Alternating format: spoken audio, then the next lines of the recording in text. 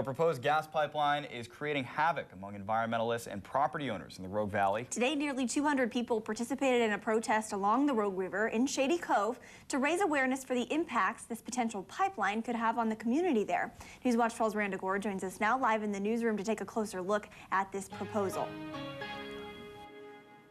Plans for the proposed Pacific Connector gas pipeline, those have been in the works now for at least 6 years. That pipeline will transport liquefied natural gas across the Pacific Northwest to export overseas. And not only that, it will cross over nearly 400 rivers to get there. And that has some Oregonians upset. No LNG!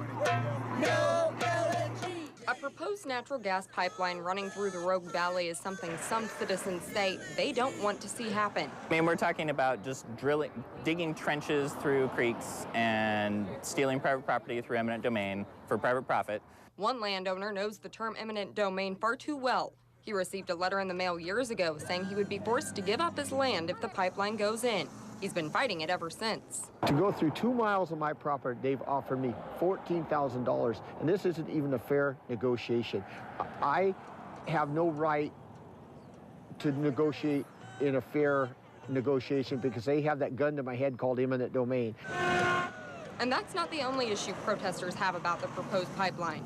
Many also concerned about the environmental impacts of the project. This includes the effect it would have on wildlife, clean energy, and climate. The proposed Pacific Connector gas pipeline would run from Malin to Coos Bay, Oregon, be 230 miles long and 36 inches in diameter, and it would carry billions of cubic feet of liquefied natural gas from the Rockies and Canada to overseas. Obviously, that amount of gas is pretty substantial. We're talking 40 million tons of carbon dioxide per year into the atmosphere, so the climate change impacts are dramatic. Protesters want the state and federal government to look into the project further before giving it the go-ahead. And we did reach out to Pacific Connector gas pipeline officials. They did not immediately return our calls. The official website says that pipeline is committed to providing a new source of natural gas and jobs to Oregon. Live in the newsroom, Randa Gore, Newswatch 12.